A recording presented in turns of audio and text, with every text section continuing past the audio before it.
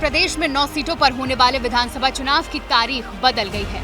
अब 13 की बजाय 20 नवंबर को वोटिंग होगी और नतीजे 23 नवंबर को ही आएंगे। लेकिन जिस तरह से तारीख में बदलाव हुआ, उसको लेकर सियासी गर्मी भी बढ़ गई है। और अब अखिलेश यादव ने ट्वीट किया है कि टालेंगे तो बहुत बुरा, हारेंगे।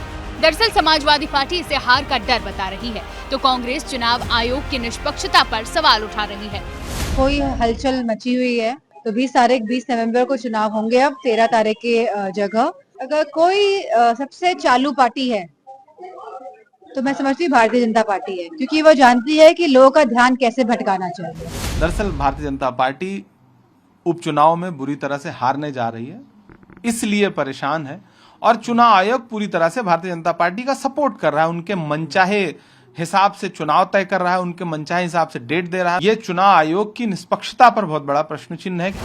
बता दें कि चुनाव की तारीखों में बदलाव कार्तिक पूर्णिमा की वजह से हुआ है, जिसको लेकर बीजेपी ने चुनाव आयोग को चिट्ठी लिखी थी।